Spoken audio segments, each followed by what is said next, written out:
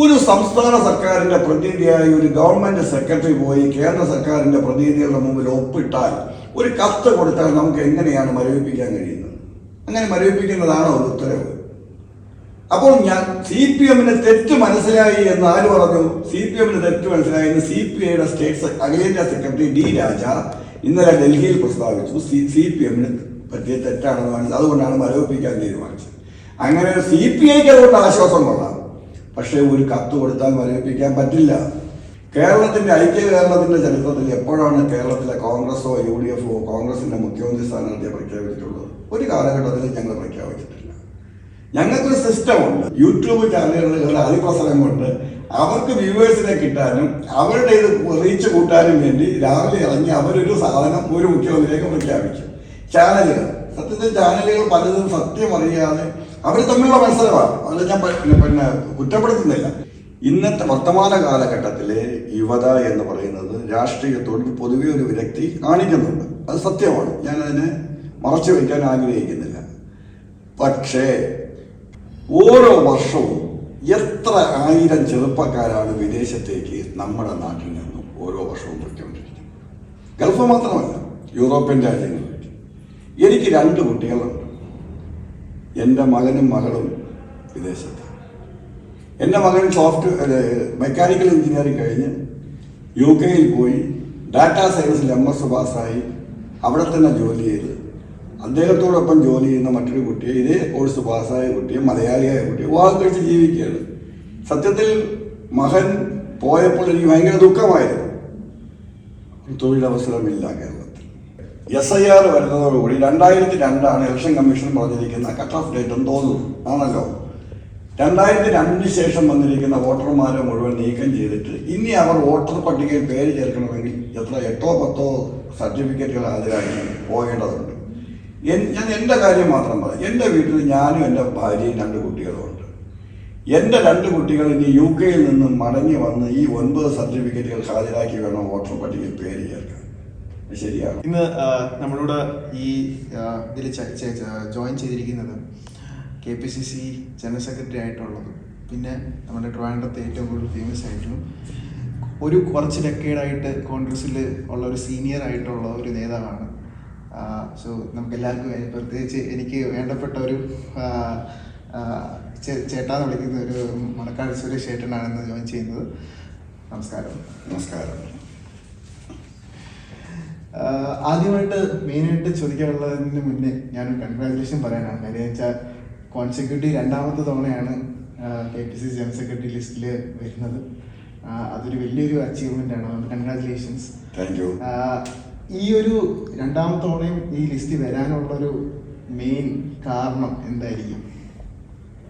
എൻ്റെ ഭൂതകാലത്തെ പ്രവർത്തനങ്ങളെ വിലയിരുത്തിയാണല്ലോ വീണ്ടും പുതിയ അവസരങ്ങൾ വരുമ്പോൾ നമ്മളെ പരിഗണിക്കുന്നതിൻ്റെ ഏറ്റവും പ്രധാനമായി ഹൈക്കമാൻഡ് നോക്കുന്നത്. എൻ്റെ 4 പതിറ്റാണ്ടിലേറെ ആയിട്ടുള്ള തുടർച്ചയായിട്ടുള്ള ഞാൻ തന്നെ എന്നെക്കുറിച്ച് പറയുന്നത് ശരിയല്ലെങ്കിൽ പോലും ഏറെ കഷ്ടതകളും യാതനകളും സഹിച്ചുകൊണ്ടാണ് ഈ രാഷ്ട്രീയ പ്രവർത്തനം. എല്ലാ രാഷ്ട്രീയ പ്രവർത്തനം ചെയ്യുന്നത് തന്നെയാണ്. എൻ്റെ പ്രവർത്തനം അത്തരത്തിലായിരുന്നു. എനിക്ക് 43 വർഷത്തെ എൻ്റെ രാഷ്ട്രീയ ജീവിതത്തിൽ എനിക്കൊരിക്കലും പാർട്ടി പദവി തരാതിരുന്നിട്ടില്ല. ഞാൻ 1983 അട്ടക്കുളങ്ങര ഗവൺമെൻറ് സെൻട്രൽ സ്കൂളിൽ KSUവിൻ്റെ സ്കൂൾ ലീഡറായി തിരഞ്ഞെടുത്ത് അന്ന് സ്കൂൾ പ്രതിനിധിയായിട്ട് തിരുവനന്തപുരം സിറ്റി കമ്മിറ്റിയിൽ ഒരു പ്രതിനിധി ഉണ്ടാവും. അങ്ങനെ അന്ന് ശ്രീ കൊടിക്കുന്ന് സുരേഷാണ് സിറ്റി കമ്മിറ്റിയുടെ പ്രസിഡന്റ്. ഞാൻ അന്ന് സിറ്റി കമ്മിറ്റിയുടെ സെക്രട്ടറിയായി അന്ന് തൊട്ട് ഇപ്പോൾ കഴിഞ്ഞ 2012 ഡിസംബർ മാസം 24-നാണ് ഞാൻ ആദ്യമായി KPCCയുടെ സെക്രട്ടറി ആകുന്നത്. അത് ഒത്തിരി ഇങ്ങോട്ട് എടുത്താൽ ഇത്രയും കാലം സെക്രട്ടറി, ജനറൽ സെക്രട്ടറി, KPCCയുടെ 22-അംഗ നിർവാഹക സമിതി അംഗം, ഇപ്പോൾ വീണ്ടും ജനറൽ സെക്രട്ടറിയായി 2ാം കൂടെ വന്നിരിക്കുക. ഈ ഇതിന് മുന്നേ ഉള്ള ലിസ്റ്റിൻ്റെ അകത്ത് ജംബോ പട്ടിക വന്നപ്പോഴും പിന്നെ ഇപ്പം വന്നപ്പോഴും കുറേ ആൾക്കാർ സാറ്റിസ്ഫൈഡ് അല്ല. കുറേ ആൾക്കാർ, അതാണ് ഇന്നലെ ഇപ്പം AICCയിൽ നടന്ന ഒരു മീറ്റിംഗ് അത് കാരണമാണ് എല്ലാവരെയും വിളിച്ചു കൂട്ടി ഈ ലിസ്റ്റിനെ പറ്റി ഒരു ചർച്ചയാണ് നടത്തിക്കൊണ്ടിരുന്നത്. ഇതിൽ ഈ ലിസ്റ്റ് വന്നുകൊണ്ട് കുറേ ഘടകങ്ങൾ, ഇപ്പം ഗ്രൂപ്പുകളായാലും അല്ലെങ്കിൽ ഫ്രാക്ഷൻസ് ആയാലും സാറ്റിസ്ഫൈഡ് അല്ലാത്ത ആൾക്കാർ ഉണ്ടെന്ന് വിശ്വസിക്കുന്നുണ്ടോ? ഇന്നലെ ദില്ലിയിൽ ഓൾ ഇന്ത്യ കോൺഗ്രസ് കമ്മിറ്റി അധ്യക്ഷനും ഇന്ത്യയുടെ പ്രതിപക്ഷ നേതാവായ ശ്രീ രാഹുൽ ഗാന്ധി നടത്തിയ കേരള നേതാക്കളുമായി നടത്തിയ കൂടിക്കാഴ്ച ഒരു ഘട്ടത്തിലും പുനഃസംഘടനാ വിഷയം അവിടെ ചർച്ചയായിട്ടേയില്ല. അങ്ങനെ ഒരു മാധ്യമങ്ങളും റിപ്പോർട്ട് ചെയ്തതായിട്ട് എനിക്കറിയേയില്ല. ആ ചർച്ചയിൽ പങ്കെടുത്ത ഏറ്റവും സമുന്നതരായ നേതാക്കന്മാരിൽ പലരുമായിട്ടുള്ള എൻ്റെ വ്യക്തിപരമായ ബന്ധവും അടുപ്പവും വെച്ച് എനിക്ക് മനസ്സിലാക്കാൻ കഴിഞ്ഞിട്ടുള്ളത്, വരുന്ന നിയമസഭാ തെരഞ്ഞെടുപ്പിൽ കേരളത്തിൽ കോൺഗ്രസ് ഒറ്റക്കെട്ടായി നിന്ന് UDFനെ ഒറ്റക്കെട്ടായി നിർത്തി ഇടതുപക്ഷ ജനാധിപത്യ മുന്നണിയുടെ കഴിഞ്ഞ 9.5 വർഷക്കാലത്തെ ജനാധിപത്യ വിരുദ്ധവും ജനദ്രോഹപരമായ ഭരണത്തിൻ്റെ അവസാനം കുറിക്കാനുള്ള പോരാട്ടത്തിൽ ഒരുമിച്ച് നിൽക്കണമെന്നുള്ള സന്ദേശമാണ് ഇന്ത്യയിലെ കോൺഗ്രസ് നേതൃത്വം ഇന്നലെ കേരളത്തിലെ ഉന്നതരായ നേതാക്കന്മാർക്ക് നൽകി എന്നുള്ളതാണ്. ഒരു ഘട്ടത്തിലും പുനഃസംഘടനാ വിഷയങ്ങൾ അവിടെ ചർച്ച ചെയ്തിട്ടില്ല. ഈ അടുത്ത 2026 ഇലക്ഷന് വരുമ്പോഴേക്ക് ആദ്യമായിട്ട് മെയിനായിട്ട് ഒരു ചോദ്യം ചോദിക്കാനുള്ളതെന്ന് വെച്ചാൽ 2021 ഭരണം കിട്ടിയില്ല, കുറച്ച് പ്രശ്നങ്ങളുണ്ടായിരുന്നു. അതിൽ നിന്ന് പാർട്ടി എന്താണ് ഒരു ലെസൺ പഠിച്ചത്? അത് 2026 അത് ഇമ്പ്രൂവ്മെന്റ് ആയിട്ട് വരുമോ? 2021 നിയമസഭാ തെരഞ്ഞെടുപ്പിൽ പിണറായി വിജയന്റെ രണ്ടാം ഗവൺമെന്റ് വരുന്നതിന് ഒട്ടേറെ ഘടകങ്ങൾ ഉണ്ടായിരുന്നു എന്നുള്ളത് നമുക്ക് എല്ലാവർക്കും അറിയാം. ഒന്ന്, കോവിഡ് കാലം ലോകം മുഴുവൻ അടഞ്ഞു കിടന്ന ഒരു ഘട്ടത്തിലാണ് തിരഞ്ഞെടുപ്പ് നടന്നത്. ലോകത്തെ ഇന്ന് വർത്തമാന കാലഘട്ടത്തിൽ ജീവിക്കുന്ന മുഴുവൻ ജനങ്ങളും വളരെ അമ്പരപ്പോടെയാണ് കോവിഡിനെ കണ്ടത്. എന്ത് ചെയ്യണമെന്നറിയാതെ ജനം എല്ലാ അർത്ഥത്തിലും അമ്പരന്ന് നിൽക്കുന്ന ഒരു കാലഘട്ടമായിരുന്നു. ലോകത്ത് ഈയാമ്പാറ്റകളെ പോലെ മനുഷ്യജീവനുകൾ പിടഞ്ഞു വീണുകൊണ്ടിരിക്കുന്നവർ. കേരളത്തിലും പിണറായി വിജയൻ ആദ്യ ദിവസങ്ങളിലൊക്കെ തെറ്റായ കണക്കുകളാണ് അത് സംബന്ധിച്ച് പ്രചരിപ്പിച്ചിരുന്നത്. കേരളത്തിലും 100 കണക്കിന് ആളുകൾ മരിച്ചു എന്നുള്ളത് പിന്നെ പിൽക്കാലത്ത് നമുക്ക് മനസ്സിലാക്കുവാൻ കഴിഞ്ഞു. അന്ന് എല്ലാ ദിവസവും വൈകുന്നേരം കേരളത്തിൻ്റെ മുഖ്യമന്ത്രി നടത്തുന്ന വാർത്താ സമ്മേളനങ്ങളിൽ മരണസംഖ്യ മറച്ചു വെച്ചുകൊണ്ടാണ് അദ്ദേഹം നടത്തിയിട്ടുള്ളത്. അന്ന് ജനമനുഭവിച്ച ദുരിതത്തിന് ഒരു വിലയിട്ടുകൊണ്ട് ആ ഗവൺമെൻറ് നൽകിയ കിറ്റ് ആ സർക്കാർ തിരിച്ചു വരുന്നതിനൊരു വലിയ പങ്ക് വഹിച്ചിട്ടുണ്ട് എന്നുള്ളത് ഒന്നാമത്തെ കാരണം. രണ്ടാമത്തെ കാരണം എന്ന് പറയുന്നത്, ഇന്ത്യയിൽ ഒരു ഫാസിസ്റ്റ് ഗവൺമെൻറ്റാണ് ഭരിക്കുന്നത്. നരേന്ദ്രമോദിയുടെ നേതൃത്വത്തിൽ ഒരു വർഗീയ ഗവൺമെൻറ്റാണ്, വർഗീയത മാത്രം പ്രചരിപ്പിക്കുന്ന ഒരു ഗവൺമെൻറ്. ആ ഗവൺമെൻറ് അതിൻ്റെ നേതാക്കളും ഇന്ത്യ മഹാരാജ്യത്തെ ഭയപ്പെടുന്നത് ഇന്ത്യൻ നാഷണൽ കോൺഗ്രസിനെയും രാഹുൽ ഗാന്ധിജിയെയാണ്. അപ്പോൾ കോൺഗ്രസിൻ്റെ ഒരു ഭരണം കേരളത്തിൽ ഉണ്ടാകാതിരിക്കാൻ വേണ്ടി ഇന്ത്യയിലെ സംസ്ഥാനങ്ങൾ എടുക്കുമ്പോൾ, ആകെ സംസ്ഥാനങ്ങൾ എടുക്കുമ്പോൾ ഒരു സംസ്ഥാനത്ത് നിന്നെങ്കിലും കോൺഗ്രസിനെ മാറ്റി നിർത്താൻ കഴിഞ്ഞാൽ അവർക്കറിയാം BJP ഒരിക്കലും കേരളത്തിൽ അധികാരത്തിൽ വരില്ല എന്ന് പൂർണ്ണ ബോധ്യമുണ്ട്. അപ്പോൾ അവർക്ക് അവരെ പോലെ തന്നെ കൈകാര്യം ചെയ്യാൻ കഴിയുന്ന പിണറായി വിജയനെ പോലെ മുഖ്യമന്ത്രിക്ക് ഒരിക്കൽ കൂടി അവസരം കൊടുക്കാൻ വേണ്ടി അവർ പല നിയോജക മണ്ഡലങ്ങളിലും കോൺഗ്രസിനെ തോൽപ്പിക്കുന്നതിന് വേണ്ടി BJPയും ഇടതുപക്ഷ ജനാധിപത്യ മുന്നണിയിൽ ഞാൻ അടച്ചാക്ഷേപിക്കുന്നില്ല, CPM തമ്മിൽ ഒരു അന്തർധാരയുണ്ടായിരുന്നു, അവർ തമ്മിലൊരു ധാരണയുണ്ടായിരുന്നു. അതിൻ്റെ അടിസ്ഥാനത്തിലാണ് കോൺഗ്രസിന് പരാജയം, UDFന് പരാജയം ഏറ്റുവാങ്ങേണ്ടി വന്നത് എന്നുള്ളതാണ് സത്യം. BJPക്ക് ആകെ ഉണ്ടായിരുന്ന ഒരു MLA എന്ന് പറയുന്നത് തിരുവനന്തപുരത്ത് നേമത്താണ്. ആ നിയമ നിയോജകമണ്ഡലത്തിൻ്റെ സംഘടനാ ചുമതലയാണ് ഞാൻ കഴിഞ്ഞ 6 മാസമായി വഹിച്ചു വരുന്നത്. ആ നിയമത്ത് BJPയുടെ അക്കൗണ്ട് ഞങ്ങൾ പൂട്ടിച്ചു. ശ്രീ K. മുരളീധരനെ പോലെയുള്ള ഒരു സീനിയർ നേതാവിനെ സ്ഥാനാർത്ഥിയാക്കി നിർത്തി BJPയുടെ അക്കൗണ്ട് പൂട്ടിക്കാൻ തീരുമാനിച്ചത് കോൺഗ്രസ്സാണ്, അല്ല CPM പിണറായി വിജയനോ അല്ല. അവിടെ വിജയിച്ചത് CPM ആണ്. കോൺഗ്രസിന്റെ വോട്ടിങ്ങിന്റെ നില മെച്ചപ്പെടുത്തിയെങ്കിലും കോൺഗ്രസിന് വിജയിക്കാൻ കഴിഞ്ഞില്ല. പക്ഷെ BJPയെ പരാജയപ്പെടുത്തി. അതിൽ പകർക്കൊണ്ട BJP കേരളത്തിൽ കോൺഗ്രസ് അധികാരത്തിൽ വരാതിരിക്കാൻ വേണ്ടി അവർ നടത്തിയ നീക്കങ്ങളാണ് പിണറായി വിജയന് ശക്തി പകർന്നത്. ഒരു ഭാഗത്ത് മുസ്ലിം ന്യൂനപക്ഷത്തെ തെറ്റിദ്ധരിപ്പിച്ചുകൊണ്ട് പിണറായി വിജയൻ അവരുടെ വോട്ട് നേടുകയും, മറുഭാഗത്ത് ഹിന്ദു വർഗീയതയെ താലോലിച്ചുകൊണ്ട് BJPയുടെ സഹായവും കൂടി തേടിയാണ് രണ്ടാം പിണറായി വിജയന്റെ ഗവൺമെന്റിന് ഉണ്ടായ വിജയം എന്നുള്ളതാണ് ഞങ്ങളെപ്പോലുള്ള സാധാരണ കോൺഗ്രസ് പ്രവർത്തകർ മനസ്സിലാക്കുന്നത്. ഈ 2021 പിണറായി വിജയൻ ചെയ്ത ഒരു സ്ട്രാറ്റജി, അല്ലെങ്കിൽ LDF ചെയ്തൊരു സ്ട്രാറ്റജി എന്ന് പറഞ്ഞു കഴിഞ്ഞാൽ പെൻഷൻ കൂട്ടുക, കാര്യങ്ങൾ കൊടുക്കുക. ഇന്നലെ അതേ സെയിം പ്രഖ്യാപനം ഉണ്ടായിരുന്നു. 400 രൂപയുടെ സാധനം 2000 രൂപയാക്കി പല കാര്യങ്ങൾ ഇപ്പോൾ കൊടുക്കുകയും ചെയ്തു. ഇലക്ഷൻ മുൻകൂട്ടി വരുന്നുണ്ട്. ഇത് ഇലക്ഷൻ പ്രമാണിച്ച് ആക്കിയതാണെന്നാണ് കോൺഗ്രസിൻ്റെയും BJPയുടെയും ആരോപണം. ഇങ്ങനൊരു സ്കീം കൊടുത്തുകൊണ്ട് ജനങ്ങൾ അങ്ങോട്ട് മാറും, അല്ലെങ്കിൽ നിങ്ങൾ അതിന് ഒരു പ്രൊപ്പഗൻഡ പറഞ്ഞ് മാറ്റും എന്ന് നിങ്ങൾ പ്രതീക്ഷിക്കുന്നുണ്ടോ? ഏറ്റവും നല്ല ചോദ്യമാണ് ചോദിച്ചത്. ഞാനത് ചോദിക്കുമെന്ന് പ്രതീക്ഷിച്ചില്ല. ഞാൻ പറയണമെന്ന് ആഗ്രഹിച്ച ഒരു ചോദ്യത്തിനാണ് ഞാൻ മറുപടി പറയാൻ പോകുന്നത്. 2500 രൂപയാണ് 2021 LDF സർക്കാരിൻ്റെ LDFിൻ്റെ പ്രകടന പത്രികയിൽ പറഞ്ഞത്. 2500 രൂപയ്ക്ക് ക്ഷേമ പെൻഷനുകൾ ഉയർത്തുമെന്ന് പറഞ്ഞു. കഴിഞ്ഞ 4.5 വർഷവും കാൽ കാശ് പോലും ഉയർത്തിയില്ല. ഒരു തെരഞ്ഞെടുപ്പ് ആസന്നമായിരിക്കുന്ന കാലഘട്ടത്തിൽ കേവലം 400 രൂപ ഉയർത്തി അത് 2000 രൂപയാക്കി. പ്രകടന പത്രികയിൽ പറഞ്ഞിരിക്കുന്നത് 2500 രൂപ കൊടുക്കുമെന്നാണ്. അതുപോലെ സർക്കാർ ജീവനക്കാരുടെ വിഷയങ്ങളുണ്ട്. അവർക്ക് 13% DA കുടിശ്ശിക ഇനിയും കൊടുക്കാനുണ്ട്.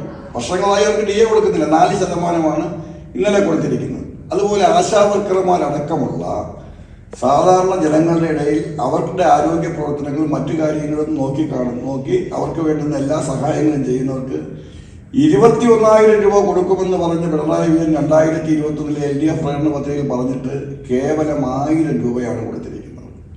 ഏകദേശം 270 ദിവസമായി തിരുവനന്തപുരം സെക്രട്ടേറിയറ്റിന്റെ നടയിൽ നമ്മുടെയൊക്കെ സഹോദരിമാർ നടത്തുന്ന ആശാവർക്കർമാർ നടത്തുന്ന സമരം അതുകൊണ്ട് അവസാനിപ്പിച്ചില്ല. അവർ 1000 രൂപയിൽ തൃപ്തരല്ല. പിന്നെ ഇത് എന്ന് പറയുന്നത് ശ്രീ പിണറായി വിജയൻ കേരളത്തിൽ നരേന്ദ്രമോദിയുടെ തനി പകർപ്പാണ് എന്നുള്ളതിന്റെ ഏറ്റവും വലിയ തെളിവല്ലേ. ഇപ്പോൾ ബീഹാർ തെരഞ്ഞെടുപ്പ് നടക്കാൻ പോകുന്നു. അവിടെ സ്ത്രീകളുടെ അക്കൗണ്ടിലേക്ക് നരേന്ദ്രമോദി BJP 10,000 രൂപ വീതം അയച്ചു കൊടുത്തു. ഒരു തെരഞ്ഞെടുപ്പിന് മുന്നോടിയായിട്ടാണ്. അപ്പൊ പിണറായി വിജയൻ അനുവർത്തിക്കുന്നത് പിന്തുടരുന്നത് നരേന്ദ്രമോദിയെ കൃത്യമായും അദ്ദേഹം ഫോളോ ചെയ്യുന്നു. നരേന്ദ്രമോദിയുടെ ഒരു മിനി പതിപ്പായി പിണറായി വിജയൻ CPM ആണോ എന്ന് പോലും പറയാൻ കഴിയാത്ത വിധം സംഘപരിവാറിന്റെ ഒരു പ്രചാരകനും സംഘപരിവാറിന്റെ ഒരു പ്രതിനിധിയുമായി അദ്ദേഹം മാറിയിരിക്കുന്നു. നരേന്ദ്രമോദി എന്ത് ചെയ്യുമോ അത് മാത്രമാണ് അദ്ദേഹം കേരളത്തിൽ ചെയ്യാൻ ആഗ്രഹിക്കുന്നതും ചെയ്തുകൊണ്ടിരിക്കുന്നതും. അതുകൊണ്ട് ഈ തെരഞ്ഞെടുപ്പിലും അവർ തമ്മിലുള്ള അന്തർധാര ശക്തമായിരിക്കുമെന്നുള്ള കാര്യത്തിൽ ഒരു സംശയവുമില്ല. പക്ഷെ അതിനെ അതിജീവിക്കുവാനുള്ള എല്ലാ മുൻകരുതലും ഇന്ത്യൻ നാഷണൽ കോൺഗ്രസും ഐക്യ ജനാധിപത്യ മുന്നണിയും സ്വീകരിച്ചിട്ടുണ്ട് എന്നുള്ളതാണ് എനിക്ക് അവസരത്തിൽ പറയാനുള്ളത്. ഈ ഇപ്പോഴത്തെ പുതിയ വരുന്ന ഫസ്റ്റ് ടൈം വോട്ടേഴ്സ് അല്ലെങ്കിൽ യൂത്ത് അവരോട് എന്താണ് കോൺഗ്രസ് പറയാനുള്ളത്? കേരളത്തിലെ ചെറുപ്പക്കാർ കാരിയസ് നല്ല വിദ്യാഭ്യാസമുള്ള നല്ല ചിന്താശേഷിയുള്ള എനിക്ക് ഏറ്റവും ഇഷ്ടമുള്ള ഒരു ചെറുപ്പക്കാരനാണ്. താങ്കൾക്കറിയാമല്ലോ, താങ്കൾ ലോകം മുഴുവൻ സഞ്ചരിക്കുന്ന ഒരു ചെറുപ്പക്കാരനാണ്. ഓരോ വർഷവും എത്ര 1000 ചെറുപ്പക്കാരാണ് വിദേശത്തേക്ക് നമ്മുടെ നാട്ടിൽ നിന്നും ഓരോ വർഷവും പോയിക്കൊണ്ടിരിക്കുന്നത്. ഗൾഫ് മാത്രമല്ല, യൂറോപ്യൻ രാജ്യങ്ങളിലേക്ക്. എനിക്ക് 2 കുട്ടികളുണ്ട്. എൻ്റെ മകനും മകളും വിദേശത്ത്. എൻ്റെ മകൻ മെക്കാനിക്കൽ എഞ്ചിനീയറിംഗ് കഴിഞ്ഞ് UK പോയി ഡാറ്റാ സയൻസിൽ MS പാസ്സായി അവിടെ തന്നെ ജോലി ചെയ്ത് അദ്ദേഹത്തോടൊപ്പം ജോലി ചെയ്യുന്ന മറ്റൊരു കുട്ടിയെ ഇതേ കോഴ്സ് പാസ്സായ കുട്ടിയെ മലയാളിയായ കുട്ടിയെ വിവാഹം കഴിച്ച് ജീവിക്കുകയാണ്. സത്യത്തിൽ മകൻ പോയപ്പോൾ എനിക്ക് ഭയങ്കര ദുഃഖമായിരുന്നു. തൊഴിലവസരമില്ല കേരളത്തിൽ. ഇവിടെ മെക്കാനിക്കൽ എഞ്ചിനീയറിംഗ് ഗവൺമെന്റ് എഞ്ചിനീയറിംഗ് കോളേജിൽ നിന്ന് പാസ്സായതാണ്, ഉന്നത വിജയം കരസ്ഥമാക്കിയതാണ്. എൻ്റെ മകൻ ചോദിക്കുന്നത്, ഞാൻ ഇവിടെ നിന്നിട്ട് അച്ഛൻ എന്ത് നേടാനാണ്? ഇവിടെ എവിടെയാണ് തൊഴിലവസരം?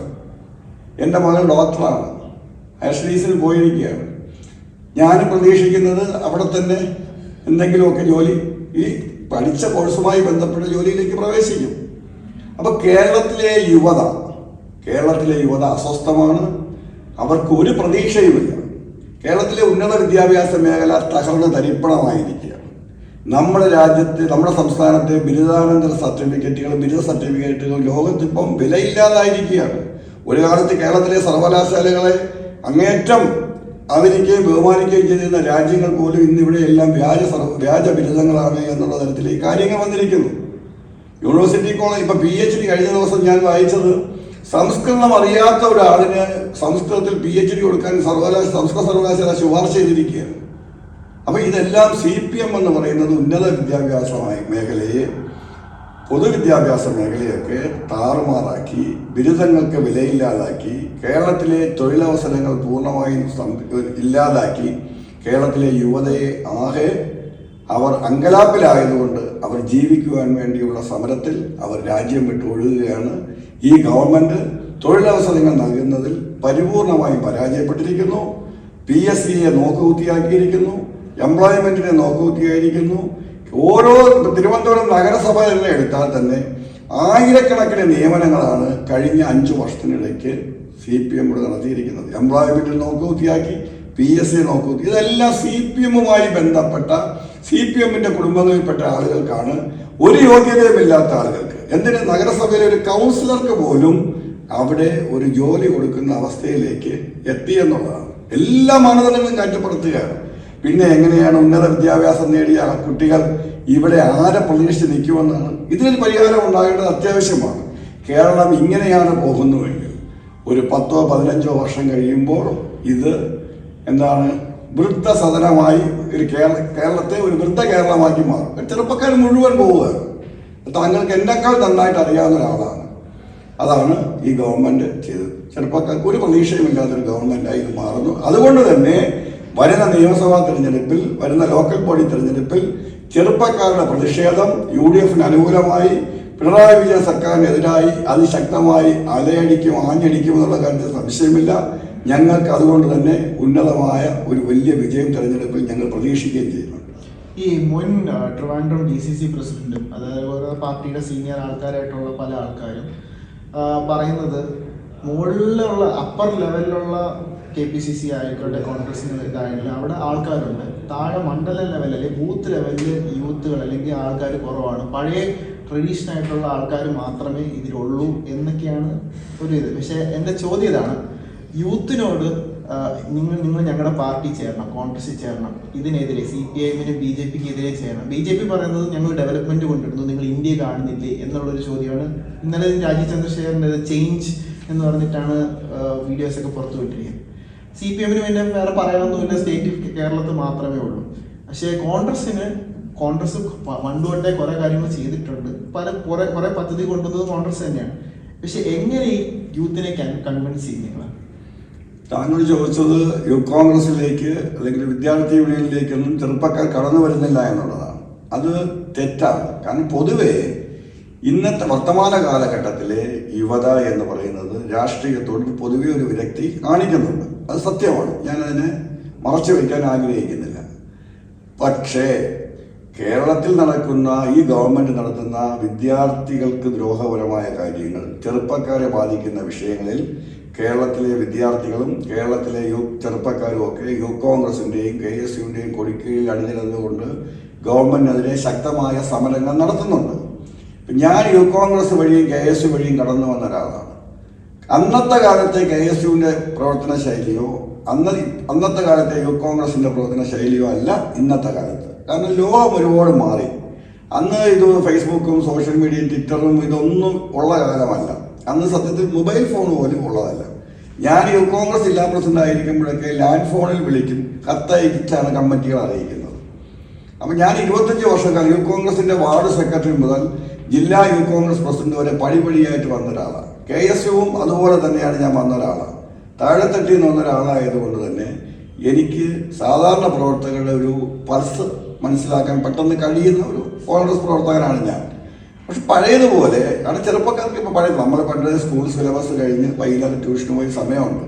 ഇന്ന് അതല്ലല്ലോ. കുട്ടികളുടെ വർക്ക് ലോഡ് എന്താണ്? ചെറുപ്പക്കാരുടെ ഡിഗ്രിക്ക് പഠിക്കുന്ന ഒരു കുട്ടിയാണെങ്കിൽ പ്രോജക്റ്റ് വർക്ക് എന്ന് പറഞ്ഞ് എനിക്ക് 2 കുട്ടികൾ ഞാൻ കാണുന്നതല്ലേ, നമ്മളതിൻ്റെ കൂടെ സഹകരിച്ചിരുന്നതല്ലേ. എൻ്റെ കുഞ്ഞിനെ ഞാൻ LKG മുതൽ 2 കുട്ടികളെയും +2 വരെ ഒരു പിതാവെന്ന നിലയിൽ ഞാനായിരുന്നു കുട്ടികളെ സ്കൂളിൽ കൊണ്ടുവിടുന്നതും തിരിച്ചു വിളിച്ചുകൊണ്ടിരുന്നത്. എനിക്ക് തിരക്കുള്ള ദിവസങ്ങളിൽ എൻ്റെ വൈഫോ എൻ്റെ ഭാര്യയുടെ അച്ഛനോ ഒക്കെ പോകാൻ. പക്ഷെ കുട്ടികളുടെ കാര്യത്തിൽ അന്നത്തെ കാലം പോലെ നമ്മളൊക്കെ എന്താണ് സ്കൂളിൽ പോയിക്കൊണ്ടിരുന്നത്, മഴ നനഞ്ഞു, നമ്മൾ ആരും സ്കൂളിൽ കൊണ്ട് വിടാറില്ല, സ്കൂൾ ബസ്സില്ല, KSRTC ബസ്സിൽ പോകാനുള്ള നിവൃത്തി ഉള്ളവരും ഇല്ലാത്തവരും ഉണ്ട്, ബഹുഭൂരിപക്ഷം നടന്നൊക്കെ പോയിക്കൊണ്ട്. ഇന്നതല്ലല്ലോ. ഇന്നത്തെ രക്ഷിതാക്കൾ കുട്ടികളുടെ കാര്യത്തിൽ മറ്റൊന്നിനേക്കാളും പ്രാധാന്യം കൊടുക്കുന്നത് കുട്ടികളുടെ വിദ്യാഭ്യാസ കാര്യത്തിലും കുട്ടികൾക്ക് കൊടുക്കുന്ന കെയറും വളരെ വലുതാണ്. ഇന്ന് സ്കൂൾ ബസ്സിൽ പോകാത്ത കുട്ടികൾ വളരെ കുറച്ചാണ്, അല്ലെങ്കിൽ അത് പാരൻസ് കൊണ്ടുവന്ന് വിടുന്നുണ്ട്. നമുക്കറിയാം, നഗരത്തിലെ സ്കൂളുകളുടെ മുമ്പിൽ രാവിലെ 9 മണിക്ക് ചെന്നാലും വൈകിട്ട് 3 മണിക്ക് ചെന്നാലും എല്ലാ അമ്മമാരും അവിടെ കാണും. അപ്പോൾ കുട്ടികൾ അതുകൊണ്ട് പിന്നെ പുതിയ തലമുറ ഈ വരാത്തത് രാഷ്ട്രീയത്തോടുള്ള വിരക്തി, അവർക്കുള്ള വർക്ക് ലോഡ് തന്നെ തീർക്കാൻ സമയം കിട്ടുന്നില്ല. എങ്കിലും താരതമ്യേന മോശമല്ല എന്നുള്ളൊരു അഭിപ്രായമാണ് എനിക്കുള്ളത്. ഈ കോർപ്പറേഷൻ ഇലക്ഷൻ ഇപ്പോൾ വരാൻ പോവാണ്. എന്താ ഒരു ശുഭാപ്തി വിശ്വാസമുണ്ടോ? തീർച്ചയായിട്ടും തിരുവനന്തപുരം നഗരസഭ ഐക്യകേരളം ഉണ്ടായതിനു ശേഷം തിരുവനന്തപുരം നഗരസഭ ഏകദേശം എനിക്ക് തോന്നുന്നു 1964 വരെ കേരളത്തിൽ നിരന്തരമായി കേരളത്തിൽ ഇന്ത്യയിലെ തന്നെ ഏറ്റവും നല്ല വൃത്തിയുള്ള നഗരത്തിനുള്ള അവാർഡ് പോലും രാഷ്ട്രപതിയിൽ നിന്നും വാങ്ങിയിട്ടുള്ള ഒരു നഗരസഭയായിരുന്നു തിരുവനന്തപുരത്ത്. പിന്നെ ഇങ്ങോട്ട് വന്നു കഴിഞ്ഞാൽ CPM കഴിഞ്ഞ 40-45 വർഷമായി. ഇതിനിടയ്ക്ക് ശ്രീ MP പത്മനാഭനും ശ്രീ സ്റ്റാൻലി സത്യനേശനും ഒക്കെ അന്നൊക്കെ ഒരു വർഷമാണ് മേയറുടെ കാലാവധി. ഒക്കെ മാർക്സിസ്റ്റ് പാർട്ടിയുമായിട്ട് വന്ന അഭിപ്രായ വ്യത്യാസത്തിന്റെ പേരിൽ UDF പിന്തുണയോടുകൂടി വന്നതൊഴിച്ചാൽ തുടർച്ചയായി ഒരു 4-4.5 പതിറ്റാണ്ടായിട്ട് അവർ തന്നെയാണ് ഭരിക്കുന്നത്. അവരുടെ ഭരണം നഗരജീവിതം ദുസ്സഹമാക്കിയിരിക്കുന്നു. ടാക്സ് നമുക്ക് ഏറ്റവും അവസാനം കഴിഞ്ഞ വെള്ളപ്പൊക്ക സമയത്ത് മഴക്കാലത്ത് ഒരു തൊഴിലാളി, ഒരു ശുചീകരണ തൊഴിലാളി റെയിൽവേയിൽ ഓടയിൽ വീണിട്ട് 3-ാമത്തെ ദിവസമാണ് നമുക്ക് ഈ ഡെഡ് ബോഡി തന്നെ എടുക്കാൻ കഴിഞ്ഞത്. അപ്പം നഗരജീവിതം എല്ലാ അർത്ഥത്തിലും ഇതിൽ ലോകത്ത് എന്തൊക്കെ രോഗങ്ങളുണ്ടോ, എന്തൊക്കെ വൈറസ് ഉണ്ടോ, എന്തൊക്കെ ബാക്ടീരിയ ഉണ്ടോ, എത്ര സുലഭമായി കിട്ടുന്ന ഒരു നഗരമായി തിരുവനന്തപുരം മാറിയിട്ടുണ്ട്. ഇതെല്ലാം നമുക്ക് ചവർ സംസ്കരണത്തിന് പദ്ധതിയില്ല, നമുക്ക് ഒരു പ്ലാനിങ്ങും ഇല്ല.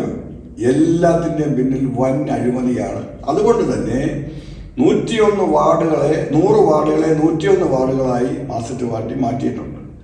എലിക മൊത്തം മാറ്റി കൊടുത്തിട്ടുണ്ട്. ഒരു വാർഡ് ഉണ്ടാക്കുമ്പോൾ സ്വീകരിക്കേണ്ടതായ പ്രാഥമികമായ ചില നിയമങ്ങളൊക്കെ ഉണ്ട്. റോഡുകൾ, തോടുകൾ അങ്ങനെയൊക്കെ വച്ചൊക്കെയാണ് എത്തിയിരിക്കുന്നത്. പക്ഷെ അതെല്ലാം മാറ്റിമറിച്ച് 101 വാർഡുകൾ പുതുതായിട്ട് ഉണ്ടാക്കിയിട്ടുണ്ട്. അതിനകത്ത് സാധാരണ 10% സംവരണമാണ്. ഇപ്രാവശ്യം ഒരു സീറ്റ് 5 സീറ്റ് വനിതാ സംവരണവും 5 സീറ്റ് ജനറൽ സംവരണമാണ് SC.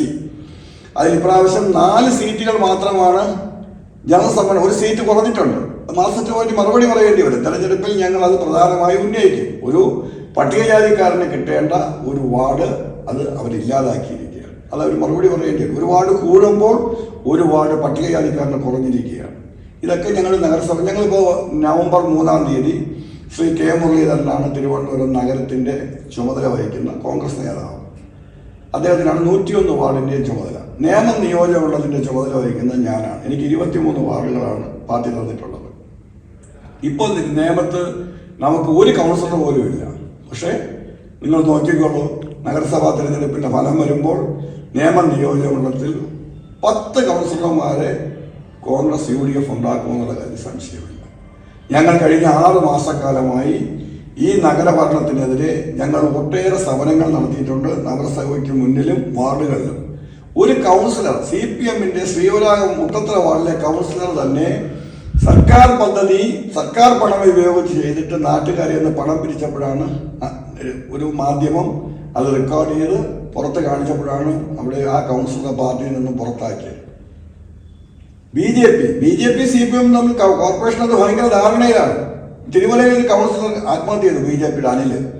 അതിൻ്റെ പിന്നിലുള്ളതും ഒന്നും പുറത്ത് ഇതെല്ലാം CPM ഉം BJPയും തമ്മിൽ ഉണ്ടാക്കിയിരിക്കുന്ന രഹസ്യ ധാരണയുടെ പേരിൽ ഇവരുണ്ടാക്കുന്ന അഴിമതികൾ, ഇവർ ചെയ്യുന്ന കാര്യങ്ങളൊന്നും പുറത്തു വരാതിരിക്കുകയാണ്. പക്ഷേ നവംബർ 3-ാം തീയതി മുതൽ ശ്രീ K മുരളീധരന്റെ നേതൃത്വത്തിൽ 9 ദിവസക്കാലം നീണ്ടു നിൽക്കുന്ന തിരുവനന്തപുരം നഗരത്തിൽ ഈ നഗരഭരണത്തിനെതിരെയുള്ള കുറ്റവിചാരണയുമായി അവരെ ഓരോ വാർഡുകളിലും എത്തി ഞങ്ങൾ കുറ്റവിചാരണ നടത്തി ഈ നഗരത്തിലെ ജനങ്ങളെ ബോധവൽക്കരിക്കുവാനും കാര്യങ്ങൾ പറഞ്ഞ് ബോധ്യപ്പെടുത്താനും വേണ്ടിയുള്ള യാത്ര കോൺഗ്രസ് ആരംഭിക്കുകയാണ്. അതിന് UDFന്റെ മുഴുവൻ പിന്തുണയും കിട്ടിയിട്ടുണ്ട്. ഞങ്ങൾ ആ യാത്ര കൂടി കഴിയുമ്പോൾ നവംബർ 12-ാം തീയതി അവസാനിക്കുന്ന ആ യാത്ര കഴിയുമ്പോൾ മാർക്സിസ്റ്റ് പാർട്ടിക്കും BJPക്കുമെതിരെ തിരുവനന്തപുരം നഗരത്തിൽ ഒരു അതിശക്തമായ പ്രതിരോധം തീർത്തുകൊണ്ട് തിരുവനന്തപുരം നഗരസഭ ഭരണം കോൺഗ്രസിനും ഐക്യ ജനാധിപത്യ മുന്നണിക്കും തിരിച്ചു പിടിക്കുവാൻ കഴിയുന്ന വിധത്തിലുള്ള പ്രവർത്തനങ്ങൾക്ക് തുടക്കം കുറിക്കുമെന്നുള്ളതാണ് ഞങ്ങളുടെയൊക്കെ വിശ്വാസം.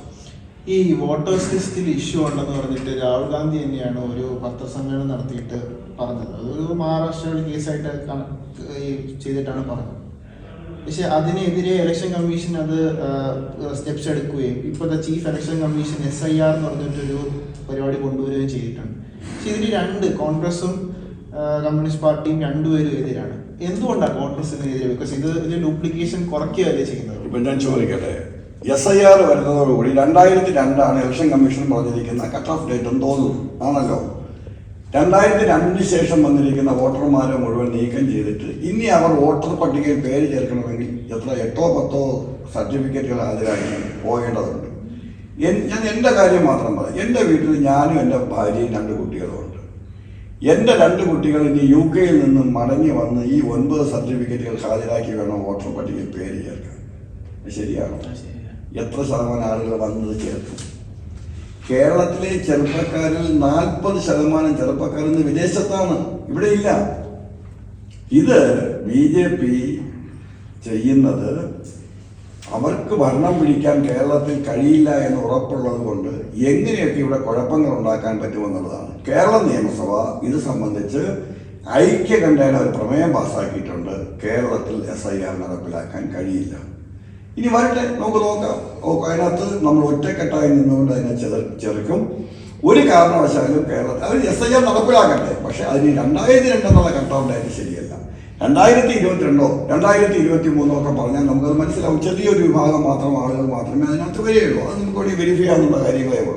പക്ഷെ 2002 മുതൽ എന്ന് പറയുമ്പോൾ ഏകദേശം 1/4 നൂറ്റാണ്ട് കാലത്തെ വോട്ടർ പട്ടികയിൽ പേര് വന്ന ആളുകളെ നീക്കം ചെയ്യുക എന്ന് പറയുന്നത് BJP സതുദ്ദേശത്തോടു കൂടിയല്ല. പിന്നെ ഭരണഘടനാ സ്ഥാപനങ്ങൾ എന്ന് പറയുന്നത് മുഴുവൻ BJPയുടെ കളിപ്പാവയാക്കി. ഇലക്ഷൻ കമ്മീഷനൊക്കെ വെറും നോക്കുകൂത്തിയല്ലേ. രാഹുൽ ഗാന്ധി കൊണ്ടുവന്നതിന് മറുപടി പറയാൻ അവർ കഴിഞ്ഞില്ലല്ലോ, ഇന്ന് കഴിയുന്നില്ലല്ലോ. വീണ്ടും അടുത്ത ദിവസങ്ങളിൽ ഇന്ന് ഓൾ ഇന്ത്യ കോൺഗ്രസ് കമ്മിറ്റിയുടെ ജനറൽ സെക്രട്ടറി മലയാളിയായ ശ്രീ KC വേണുഗോപാൽജി ഇന്ന് രാവിലെ മാധ്യമങ്ങളോട് അദ്ദേഹം പറഞ്ഞിരിക്കുന്നത് എന്താണ്? പിന്നെ എത്രയും പെട്ടെന്ന് ഈ 2 പത്രസമ്മേളനങ്ങളേക്കാൾ കൂടുതൽ വളരെ വ്യക്തമായ തെളിവുകളുമായി രാഹുൽ ഗാന്ധി ഉടനെ തന്നെ വീണ്ടും ജനങ്ങളുടെ ഇടയിലേക്ക് വരുന്നു എന്നാണ് അദ്ദേഹം ഇന്ന് രാവിലെ ഞാൻ അദ്ദേഹത്തിന്റെ പത്രസമ്മേളനം ഞാൻ കണ്ടതാണ് പറഞ്ഞിരിക്കുന്നത്. അപ്പോൾ ഓരോ ദിവസം കഴിയുന്തോറും എന്തിന് നമ്മളെല്ലാവരുടെയും അവസാനത്തെ അത്താണിയാണ് ജുഡീഷ്യറി. ജുഡീഷ്യറിയെ പോലും ഞാൻ അപ്പുറത്തേക്ക് പോകുന്നില്ല. ഏതൊരു മനുഷ്യന്റെ ഇന്ത്യയിലെ ഏതൊരു മനുഷ്യന്റെ അവസാനത്തെ അത്താണിയാണ് ജുഡീഷ്യറി. നമ്മൾ ജുഡീഷ്യറിയാണ് അഭയം പ്രാപിക്കുന്നത്. അവിടെ പോലും നരേന്ദ്രമോദി അദ്ദേഹത്തിന് ചെയ്യാൻ കഴിയുന്നതൊക്കെ ചെയ്യുന്നുണ്ട്. ഇതിനൊക്കെ ജനങ്ങൾക്ക് മനസ്സിലായിട്ടുണ്ട്. കഴിഞ്ഞ നിയമസഭാ പാർലമെന്റ് തെരഞ്ഞെടുപ്പിൽ കേരളത്തിലെ AICC നിയമിച്ച കേരളത്തിൽ വാർ റൂമുണ്ട്. ഇന്ത്യയിലെ എല്ലാ സംസ്ഥാനങ്ങളിലും വാർ റൂമുണ്ട്. കേരളത്തിലെ വാർ റൂമിന്റെ ചെയർമാനായിരുന്നു ഞാൻ. അവിടെ ഈ വീഴ്ച പോലും കിടക്കാത്ത വിധമുള്ള സംവിധാനമാണ് ഒരുക്കിയിരുന്നത്. അപ്പോൾ രാത്രി ഒരു 9 മണിയൊക്കെ ആകുമ്പോൾ പിന്നെ war room all over India meeting തുടങ്ങും. 1 മണി 2 മണിക്കൊക്കെയാണ് അത് അവസാനിക്കുന്നത്. സാധാരണഗതിയിൽ നമ്മുടെ സ്റ്റേറ്റ് കഴിയുമ്പോൾ അതാത് സ്റ്റേറ്റിലുള്ളവർ അതിൽ നിന്ന് പുറത്തേക്ക് അങ്ങ് പോകും. ഞാൻ അവസാനം വരെ ഇരിക്കുമായിരുന്നു.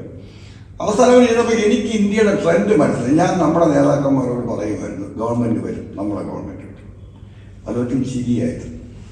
പക്ഷേ ആ റിസൾട്ട് എണ്ണുന്ന ദിവസം ഒരു 12 മണിയൊക്കെ ആയപ്പം ഇന്ത്യ മുന്നണി സംഖ്യ 272 സീറ്റ് കടന്നുപോയി. ഒരു ഘട്ടത്തിൽ നരേന്ദ്രമോദിയും BJPയും നടത്തിയ ഈ വോട്ട് ഈ കൊള്ള നടന്നില്ലായിരുന്നുവെങ്കിൽ ഒരു സംശയം വേണ്ട, 400 സീറ്റുകൾക്ക് അധികം നേടി ഇന്ത്യ മുന്നണി അധികാരത്തിൽ വരുമായിരുന്നു. എന്തിന്? രാമക്ഷേത്രം പണിഞ്ഞ പ്രദേശമോ എത്ര അതുമായി ബന്ധപ്പെട്ട മുഴുവൻ സ്ഥലങ്ങളിലും BJP തോറ്റില്ലേ? നരേന്ദ്രമോദി യഥാർത്ഥത്തിൽ ജയിച്ചതല്ല. നരേന്ദ്രമോദിയുടെ കൗണ്ടിങ് നടന്ന് 1 മണിക്കൂർ കഴിഞ്ഞപ്പോൾ നിർത്തിവെച്ചു. പിന്നെ അവിടെ എന്ത് നടന്നു എന്നുള്ളത് കാലം തെളിയിക്കേണ്ടതാണ്. കോൺഗ്രസ് ഇതെല്ലാം പുറത്തു കൊണ്ടുവരും, ഒരു സംശയവുമില്ല. രാഹുൽ ഗാന്ധി എന്ന് പറയുന്നത് 2ാമത്തെ മഹാത്മാഗാന്ധിയാണ്. രാജ്യം കണ്ട 2ാമത്തെ ഗാന്ധിജിയാണ്.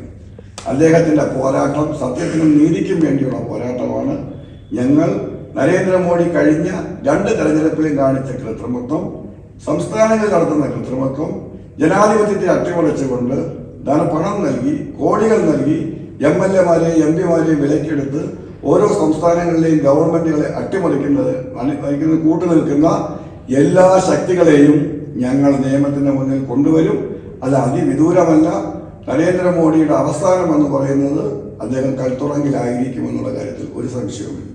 ഈ KPCC ജനറൽ സെക്രട്ടറി ആണെങ്കിൽ ഒരു KPCC ഒരു ക്വസ്റ്റ്യൻ ലാസ്റ്റ് ചോദിക്കാൻ വെച്ചാൽ, അടുത്തോളം ഗവൺമെന്റ് വരുവാണെങ്കിൽ എത്ര സീറ്റ് പ്രതീക്ഷിക്കുന്നുണ്ട് ശരിക്കും? ഞങ്ങൾ 140 സീറ്റാണല്ലോ കേരളത്തിലുള്ളത്. കോൺഗ്രസ് സാധാരണഗതിയിൽ മത്സരിക്കുന്നത് 85-90 സീറ്റുകളാണ്. ഇപ്പം ഞങ്ങളിവിടെ ഉണ്ടായിരുന്ന കഴിഞ്ഞ പ്രാവശ്യം ഉണ്ടായിരുന്ന കേരള കോൺഗ്രസ് മാണി ഒരു പ്രധാനപ്പെട്ട കക്ഷിയായിരുന്നു. അവർ ഞങ്ങളോട് ഇപ്പം ഇല്ല. അതുപോലെ ചില കക്ഷികൾ ഞങ്ങളെ നിന്ന് ഇപ്പം ജനതാദൾ വീരേന്ദ്രകുമാറിന്റെ പാർട്ടി ഞങ്ങളെ വിട്ടുപോയി. അപ്പോൾ ആ സീറ്റുകളൊക്കെ ഉണ്ട്. അത് കോൺഗ്രസ് എടുക്കുമ്പോൾ പുതുതായി ഞങ്ങളിതിനകത്ത് വരുന്ന കക്ഷികൾ ഇനി ഏതെങ്കിലും കക്ഷികൾ ഇനി വരുമോ, അതൊക്കെ ഇനിയിപ്പോൾ ഈ പഞ്ചായത്ത് ഇലക്ഷൻ കഴിയുമ്പോഴാണല്ലോ ഇങ്ങനെയുള്ള കക്ഷികളുടെ നിലപാടുകൾ വ്യക്തമാക്കി അവർ അങ്ങോട്ടും ഇങ്ങോട്ടും. എന്നാൽ UDF നിന്നും ആരും തന്നെ വിട്ടുപോകാനില്ല.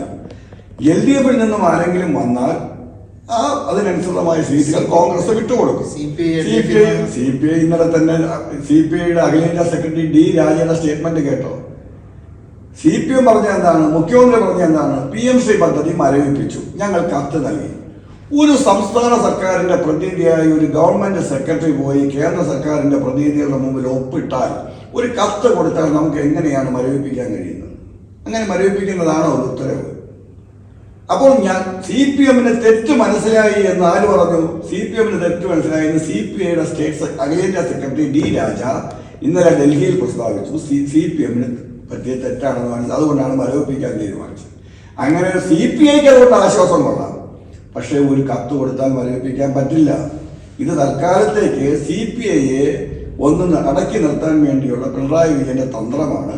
പിണറായി വിജയൻ BJPയുടെ ഒരു B ടീമായി കേരളത്തിൽ പ്രവർത്തിക്കുകയാണ്. പിണറായി വിജയന് ഏതെങ്കിലും ഒരു ഘട്ടത്തിൽ നരേന്ദ്രമോദിക്ക് എതിരായി പറഞ്ഞാൽ പിണറായി വിജയന്റെ ശിഷ്ടകാലം മുഴുവൻ ഇന്ത്യയിലെ തീഹാർ ജയിലിലോ കേരളത്തിലെ ജയിലിലോ അദ്ദേഹത്തിന് കഴിയേണ്ടി വരും. അത്രയധികം അഴിമതിയും കൊള്ളയും കൊള്ളിവെപ്പും കൊള്ളല്ലായ്മയും പൊതുസ്വത്ത് കൊള്ളയടിക്കുകയും ചെയ്തിരിക്കുന്നു. ദേവസ്വം ബോർഡ് മാത്രം CBI അന്വേഷിച്ചാൽ മതി.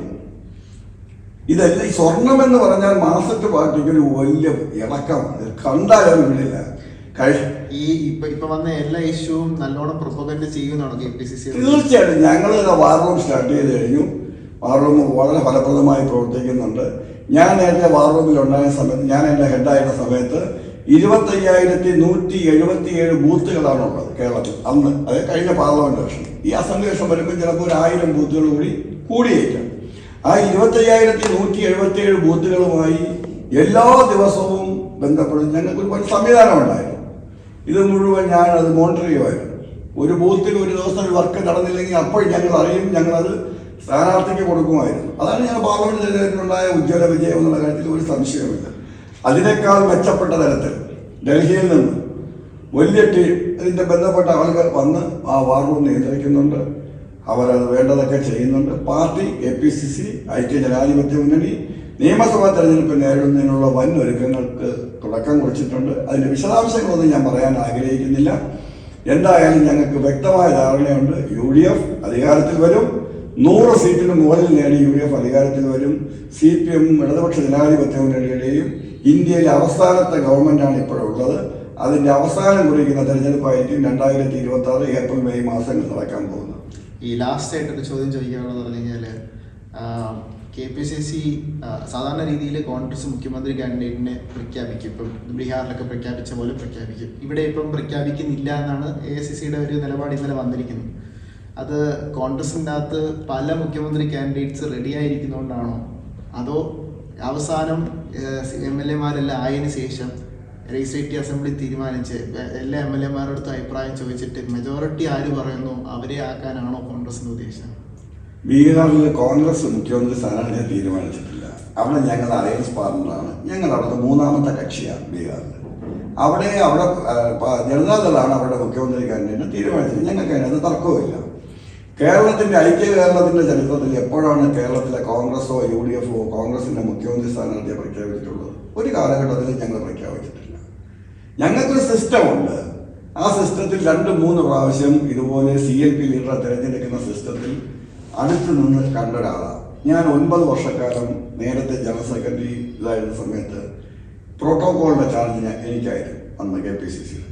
അപ്പോൾ ഇന്ന് കോൺഗ്രസ് പ്രസിഡന്റ് ആയിരിക്കുന്ന മല്ലികാർജുൻ ഖാർഗെയും പോണ്ടിച്ചേരിയുടെ മുഖ്യമന്ത്രി ആയിരുന്ന ആളും അവർ രണ്ടുപേരും കൂടെ വന്നാണ് സതീശനെ CLP ലീഡറായി തിരഞ്ഞെടുക്കുന്നത്. അതിനു മുമ്പ് ശ്രീ രമേശ് ചെന്നിത്തല തിരഞ്ഞെടുക്കുമ്പോഴും ഒക്കെ ഞാൻ ഉണ്ട്.